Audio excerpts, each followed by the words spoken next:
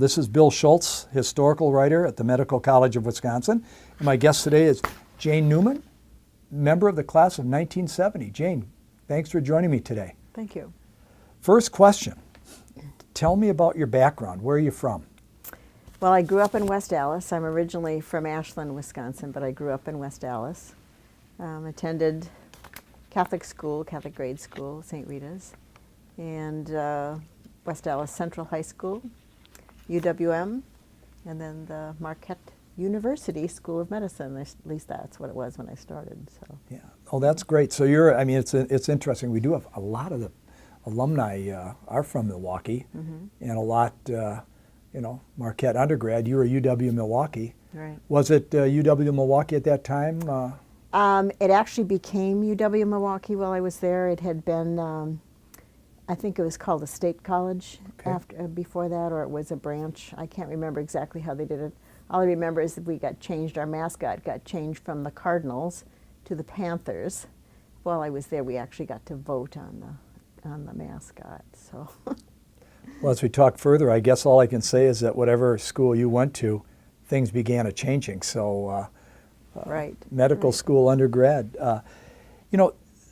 What I'm always interested in is, how an alumnus, decides to become a physician. When in your life did you begin thinking about becoming a doctor? I have a good story. Okay, I was 14. I belonged to I'm not sure exactly how we got into this, but we were interviewed and I think sent by our guidance team to be candidates for the Joburg Science Seminar in our high school. It was a science club that was run by scientists in the community. Dr. Gambino happened to be the pathologist at St. Luke's at the time. And he gave us a talk on medicine in outer space and under the sea. Wow. And this was just after Sputnik had put a dog in space, so we didn't have any humans in space at that time. But I was really intrigued by that. Dr. Edgar Inn had already written the freshwater diving tables, and so we heard that story from him as well. And that piqued my interest, and I decided at that point I wanted to be a doctor. Wow, that is a good story. Oh, I have to tell you the rest of the story. Okay, we want to hear the rest of the story. So years later, I'm president of YPRO, the peer review organization. And one of the board members is the past president of the AARP, Conan Edwards. And I knew he was an educator. And one day he asked me if I would talk to his 17-year-old granddaughter who was interested in medicine. And I said, oh, sure. And I tell him the story about being 14 and Dr. Gambino and the Joburg Science Seminar. And he has this funny look on his face. And he said, do you know who originated the Joburg Science Seminar? And I said, well, no, I assumed it was named after Joburg, so that had to be. He said, no, I did. I was the assistant superintendent of the West Allis Public Schools, and you were my white paper for my doctorate. Wow. That was an experimental program to see if we could interest students in science and technology careers. Wow, small world. And I was the first person he had met who had gone through that program, as an adult. So it was even more interesting as it went on. And over the years I would read about how high schools needed to work with businesses to help stimulate career interest and all that sort of thing. And I thought, well, my high school had that. I didn't realize I was part of somebody's doctorate paper. That's great. Did his daughter? Granddaughter? I don't know if she ever went into medicine or not. He got quite ill shortly after that, and I was able to talk to his wife on the phone, but he was too ill to talk. Wow. So. Well, that's a neat story. Yeah. That's a good one. That's why we're doing this. This is a lot of fun. Now, obviously, West Allis, UW Milwaukee, I probably can figure out the answer, but what, did you look at other medical schools, or was it Marquette? I looked at Madison, okay. And for some reason I looked at South Dakota and Boston. I got rejected from Madison, and I never heard from the other two schools, but as soon as I got accepted at Marquette, I wrote to the other schools and withdrew. Yeah. So I don't know if I would have ever been there or not, but I was actually thinking about getting married at that point anyway, and my husband was in the dental school. So I really did want to stay locally, and Madison was really about as far as I was willing to travel.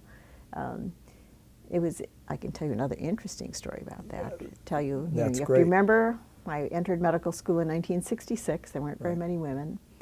I got married in December of my freshman year. We got married at the end of the first quarter. Didn't miss a day of school. Got married on Saturday. Was in school on Monday. Long honeymoon. Yeah, one day honeymoon. And I got called into the Associate Dean's office that week, who asked me why and he had been one of the docs who had interviewed me. And he asked me why I didn't tell them I was planning to get married. And I looked at him and I said, would you have accepted me had I told you? And he said, no. And I said, well, that's why I didn't tell you. So, I mean, even then they were not interested in having young females in the classes, So. What a change. And that, I mean, that goes to the other question that we were talking about a little while ago, is you were still part of that era that there were not many women in medical school at all. You had mentioned to me in the whole 4 years of the years that you were in, there were only 14? Right. In 4 classes. 4 classes. Of whom 8 were nuns. 8 were nuns. A story that's about, that 50 to 60% being nuns. How many were in your class? Total, we had 105. Right. And how 6 many? women. 6 women. 2 of whom were nuns. Yeah, I do find it amazing that that's, 3, 4, 5, 6, decade after decade, and then another 6, 7 years after you graduated, the numbers began going up. But speaking of things that were happening at the time you were there, you entered Marquette University School of Medicine. Right. You graduated at Marquette School of Medicine, Inc. Right. And the very next year became name changed to Medical College of Wisconsin. Right. What are your thoughts about that time? Did you know what was going on? Not really. I think it was my sophomore year, Dean Kerrigan came in to talk to our class during one of our, microbiology or, all I remember is sitting at one of the labs that had microscopes in front of us. And he told us then that the school was no longer affiliated with Marquette University. Well, and that was basically all he told us, is that we would be no longer part of Marquette University. Not much changed that year. The crucifixes came off the walls. Let's just jump back a bit, and I was asking you, what was going on in the world at the time, and you had mentioned about Vietnam and the concerns some of the men in the class had. Right.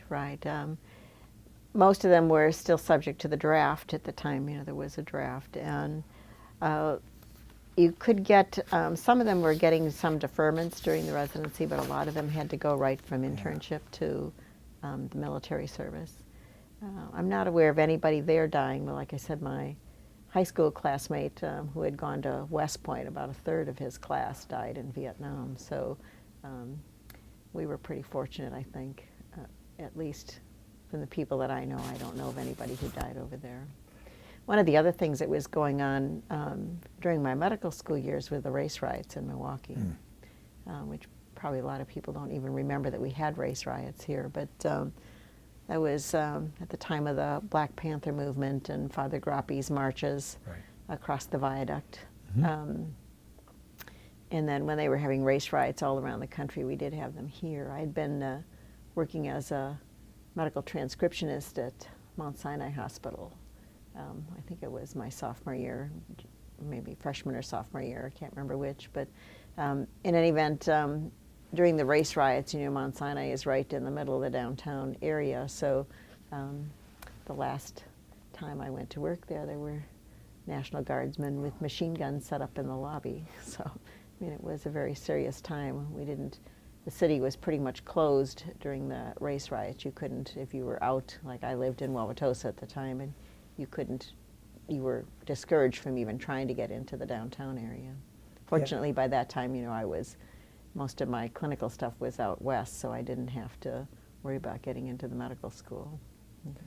Yeah, I remember that going on in Milwaukee. Well, as I started college, it was the the war riots, which were the similar but a little different take on it. The you made a point that I want to ask you about working. So while you were in medical school, you did work.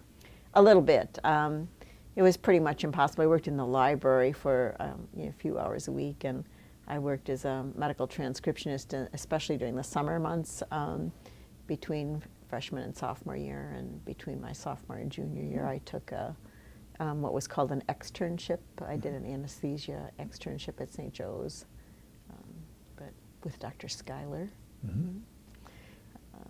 It's probably all the time that I had free. I didn't really work the rest of the time during medical school. There really were, we didn't have the hours restriction that the residents and students have now. Right. So if you were a senior student, you worked just like the interns did, and you had just as much call as the interns did. And we were on, when I was on a thoracic surgery service, for example, we were on every other night, so I would work 36 out of 48 hours. So. Long days.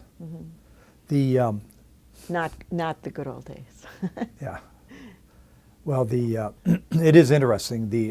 I've interviewed a number of alumni from the 50s and the 60s, and most of them were moonlighting somewhere or another. I did that in my, as soon as I got my license, at the end of my internship year, I moonlighted in an emergency room in Racine, and I would work. I worked every other Thursday, and then Frank Cummins and I split a weekend. It was our weekend to split, and we would work either Friday night to noon on Saturday, and then somebody else would come in and work noon Saturday till 6 or 7 o'clock Monday morning. So made for long days then too. Very long days, especially if you happen to hit one of your call nights at the hospital and then had to go to work. One time I did that. I went, I can't remember how many hours it was, but I was on call and up all night on Thursday, and then worked. I had to be in Racine at noon on Saturday. I think it must have been Friday night that I worked in the emergency room, and I was up all night.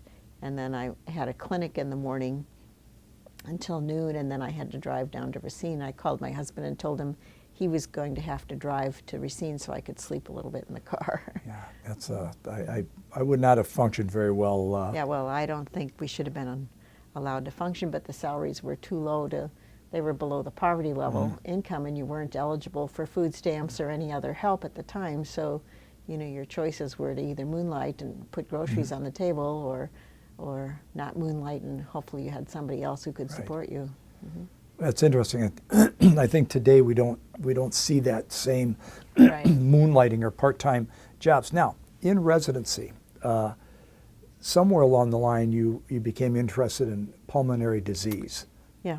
And can you tell me a little bit about that, because that's what your specialty. Well, I knew Dr. Schluter from, he must have been a staff, I suppose, at one time or another, Don Schluter. Great man. And I'm not sure why I got interested in pulmonary medicine. Some of it had to do with just my kind of field of interest. One of the other residents and I, when we were at the VA, we would form kind of a code team ourselves, and I was always able to bag people, and Paco was always able to get an IV in, and we always put a student on the chest, and we were pretty well organized. We carried lidocaine and epinephrine in our pockets, and before the days of code cards. But anyway, I got interested in that. I talked to Dr. Schluter. At that point, we were already building a house in Wales, in Waukesha County, and so I knew I wanted to stay in the area. And I talked to Don, and he told me that was good because there wasn't anybody in pulmonary medicine out there. And so I took a fellowship. So my basic, decision was based on what was needed in the community and where the holes were, and something I could fill and something I was interested in doing. So. And we're going to jump back to that. But during your residency, when we were talking before we started filming, you mentioned Jim Cerletti, and during your residency, some of those that helped make your path easier or guided you. Well, he was definitely made my path easier and guided. When I was an intern, we had routine interviews with the department chief, Dr. Engstrom at the time, and he was very discouraging to me personally, as far as taking time off to have a family or anything else like that. And I had been very upset after my interview and got applications for pediatric residency at the point. But Jim Cerletti came charging into the unit one day and pulled me aside and said, "I want your application on my desk. He's retiring this year and I will be in charge." So I went into internal medicine based on Jim Cerletti being a very supportive person. You know, it was great to have him around.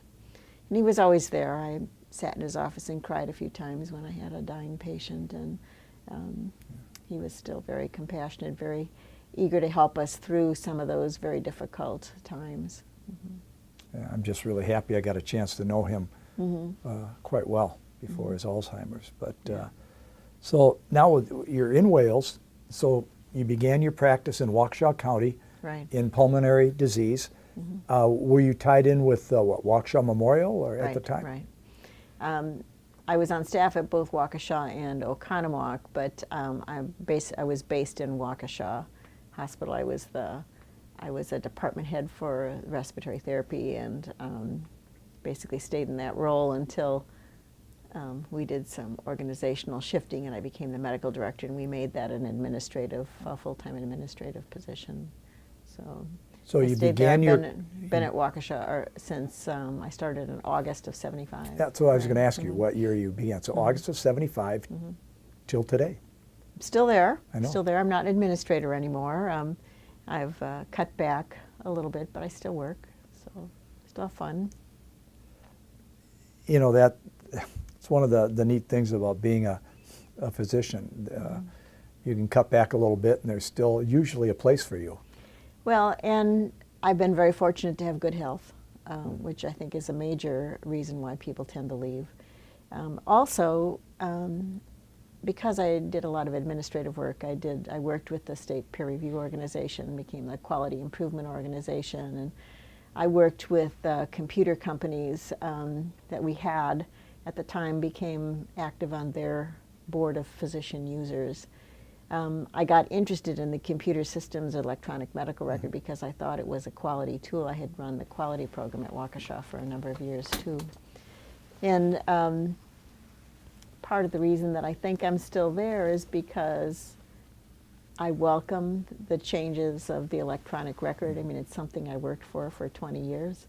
I even welcome the ICD-10 system, which I'd tried to get changed 20 years earlier, or worked with people about the inadequacies of the ICD-9 system for the type of information they wanted to get from it. You know, I got a chance to work with the RAND Corporation and the Institute of Medicine through the YPRO organization on a couple of projects. So now that some of that stuff is starting to come to fruition, you know, and kind of like, I didn't want to back out now. You know, I was part of this change process. I wanted to kind of see it as it comes out. I don't necessarily like all the changes that are seen. I think anybody who's part of change realizes that you're a tiny part of the change, and that other people have other ideas as well. And so you don't always go in the direction you'd like. I was very disappointed that ProHealth, you know, now owns Waukesha, that they decided to affiliate with the University of Wisconsin rather than the medical college. Since I thought probably a third of our staff is either a graduate of the medical school or its residency programs, so it's very disheartening. You know, it's interesting. As I mentioned earlier, you kind of led me right into my another question that I wanted to ask you, and that was, you know, during your career, which, you know, now spans, you know, 40 years, working with other Marquette or Medical College of Wisconsin alumni. It's interesting. I've, over my years, been in locations where someone knows someone down the hall, had no idea that they, but in your case, probably being close by, any, you know, collaborators that you know were alumni that you worked with closely?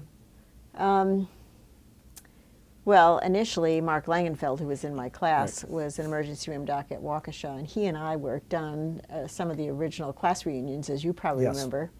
Matter of fact, I think you were there, weren't you? I worked with you guys, I think, on your first reunion that I worked with you on was your 25th. Okay, well, we worked, Mark and I worked on the reunion, probably our 10, I think we started working on 10. But we had organized, just he and I had organized a 7-year reunion, not having anything to do with the medical school at the time. And we just organized it. We had people tell us how many kids they'd be bringing. We had it at my house, and I live on the lake, so we had, I'd hired 9, I think, local teenagers, to all my neighbor kids, to help us with the children, and really worked out quite well. But that was we called that our 7-year itch reunion. That's great. Then, everyone had pretty much been out of residency, so you're, that's great. Everybody had a family by that time, or everybody was starting. I think we had, we must have had close to 50 kids under the age of 5. Wow. So, that's great. Well, no, your class has been a fun class. You know, well, quite a few people are still fairly local anyway. I don't see a lot of them run into an occasional one here and there, but not too much. The people I keep closest in touch with, I keep in touch with Sister Mary Annal, who is still a Marinol nun, but she was a class behind me. But she and I stay in touch quite a bit. And it was great that year that she received our humanitarian award. Yes, yes. She was, and then Betty Sanfilippo was in that same class too, and so the 3 of us are probably the alumni that I keep the most close association. Betty's on my list for an interview. Is she? Good, I have to call her. Good, good. No, that's great. You know, during you know, your career, I mean, it's neat that it spanned, you know, that long. And any you know, career highlights that kind of jump out at you during your career? Well, I don't know if that's any specific things. I mean, I enjoyed, I seem to end up as president of almost any organization that I belong to. Geez, is that a matter of not being able to say no? Or just that you're so saying, good? Well, it's okay, Bill. I'll do that for you. You do all the work anyway. I remember that. Yeah. But I enjoyed my time with the peer review organization, probably the best. That and working, I did enjoy working with the computer company. We did 3 computer conversions at Waukesha. Is that related to medical records? Yes. Okay. These were electronic medical records. And we had one at Waukesha starting in the late 70s already. And that company was an international company, and so I got to do some consulting work in Belgium and England. So does your clinic now, or Waukesha, are tied in with Epic like everyone else is? Yes, yes, we're now in Epic. And I was part of the conversion team for that too. The other thing I was going to ask you about, and I think I met your daughter Valerie one time when you received your Distinguished Service Award. She might have been at the banquet. Right. But she's also in pulmonary disease and critical care. Right. Do you guys practice together? A little bit. She basically is an employee of the medical college. Okay. But Dr. Jacobs knew she wanted to practice with me, and so she kind of set up a very unique situation. So she's out with me 3 days a month. She has a clinic out at Waukesha. So we get to exchange comments about patients and look at x-rays with each other and run treatment plans past each other. It's kind of fun. It's got to be exciting for you to be working with your daughter. Well, and she, you know, did her training. Her undergraduate was at Loyola in Chicago, but her residency was all here. And it would be interesting because she would call me sometimes at night when she was working and ask me, you know, what we could do next. And she would tell me the next morning, yeah, Ken asked me if we discussed it with my mother.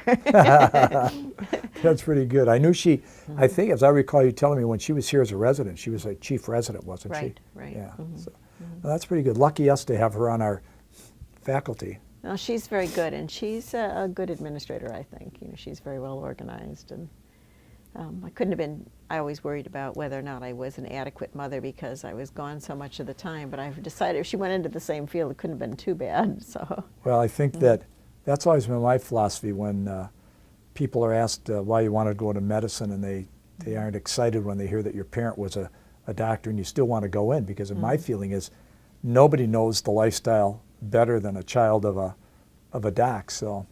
Well, Waukesha is a very unique community as well. We had a lot of multi-generation doctor families out there, and not only would the children go into medicine, but they would come back to Waukesha to practice. So we had a group, Bill Davies and his brothers owned an apple orchard, and when the apples were in bloom, or the blossoms were in bloom, Bill would invite us all, we'd show up there with, half a dozen docs and their kids, and we would let the kids climb the apple trees, and then in the fall when there would be the harvest time, he would have another group up there, and there would be, so all these kids who were children of doctors met other children of doctors, and we had a women's group. There weren't very many women at the time, but I would usually organize some get-together for the women to bring the kids along, and then that way, and a lot of us were, had to carry pagers, and pagers would go off, and and the kids would stay with the group of women, and the mom would go off for an hour or so and come back, and they all said it was good for their kids to see how other kids of women physicians. What other managed. women physicians did you associate with in the group that you talked about? Well, let's see, Tori Volrath. Yeah. Most of them were residents. Ann Merkel, Ann Bartis Merkel was one of them. Darcy Jane was there. Mary Lindemann, I think her name was Mary. Janet? Janet Lindemann. Yes. Janet Lindemann, right. She's in South Dakota now. Right. And I'm trying to think I can't remember who else was there. Alka Coley would come. She's a physiatrist, would bring her daughters. And dealing with all these residents, were you a clinical faculty member during your career at all? Yeah, I came back and did some staffing at the medical school for a while. And I would take students, usually they were students, not residents, as a kind of a preceptorship for 6 weeks. And a couple of the gals, Lynn Bartle was one, and Beth Davies was one, and they're both still in practice in Waukesha. Lynn went into practice with her dad in neurosurgery, and Beth is one of the Davies multi-generation doctor families out there. And the Foxes were part of that group too. Foxes were part of that group, right. The all the apple orchard people, I can remember teaching the boys how to use a slingshot. Does Bill Davies still own that apple orchard? As far as I know, he and his brothers do, although sometime around the time that my kids became teenagers, the sprayer broke, and I know he didn't do anything with it afterwards, and at least not that particular apple orchard. They bought another farm later on, and I kind of lost track. I don't know if they still I've known run Bill it. Davies for many years, and I never knew anything about his apple orchards or But his apple farms. orchard, that was a prime thing. My kids still talk about going on picnics up in the apple orchard. And Wow. I'll have to mention that to him if I see him again. I've had the good fortune of working with you for over 20 years, and you've been a tremendous alumni volunteer, Alumni Association president, extremely involved with your class reunions, the association, class gifts, and the college in general. And can you tell me, organizing a 7-year reunion, right out of medical school, your reasons for staying so active with your classmates as well as the Medical College of Wisconsin? Well, I think I've always been extremely grateful. Number one, that they took me, and number two, that they helped me finish. It's been a wonderful career. I've had what I think is an especially blessed life.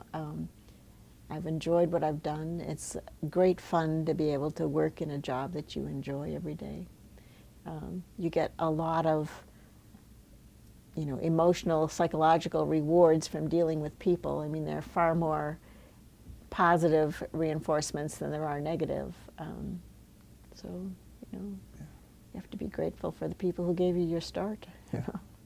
And it is nice too. I've always been a reunion guy. I've worked on reunions in my jobs for 40 years. In my own high school reunion, I'm the committee, and reunions are fun. Yes. And seeing people. Well, I do.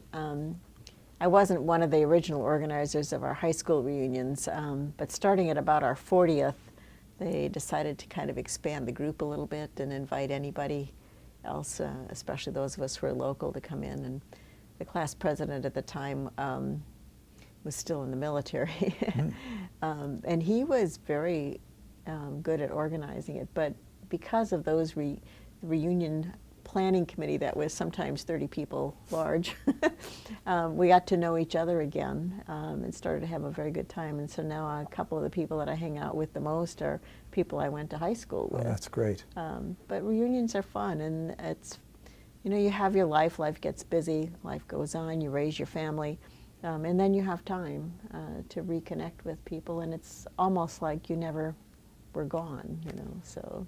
Yeah, boy, I sure can understand that. It's pretty neat. The other thing is that you've been involved, you've taken students, you've worked with residents, you're still practicing. From that point in 1970 when you graduated, then did your residency, what do you see as some of the big differences between medical education then and medical education in more recent years? Well, the biggest thing is the shift in delivery of care, where there is a lot of mid-level practitioners. What I've been doing the last 4 or 5 years is I've been taking advanced practice nursing students from Marquette. Great. And I take them for a semester. Is that in their PA program? No, this or is is it their nurse practitioner? Nurse practitioner program. Yep, nurse practitioner, that's program. right. And I'm part of their elective schedule, so I get them just usually 1 day a week. But a couple of the other nurses and I had a conversation, because a lot of the nurses that I've worked with for many years are also doing some teaching, and we decided that these are the people who are going to be taking care of us, so we better train them well. Really? And so it's been a lot of fun, and I would tell you the nurses training has changed so much from when I was a student and resident. The nurses are far better educated. They're far more collaborative in the work, and they expect to be part of the team, which is a little different from the more or less, just take care of the patient at the bedside role. Although I will tell you, nurses were extremely supportive when I was a student and resident. There were times when we didn't have call rooms, but the nurses would make sure we had a place to sleep, and they would find a place for us to be, and they would come and get us if they needed anything. And they were just superb. So, I've always had a very special spot for nurses in my practice, and very willing to help with their training. Oh, it's great because you're right. Nurse practitioners, Becky's a nurse practitioner, and PAs are going to be the ones that we see. Well, and even now, working in the hospital, you work a lot with the PA or the nurse practitioner. Like I said, they're extremely well educated, well trained, very intelligent people to work with, and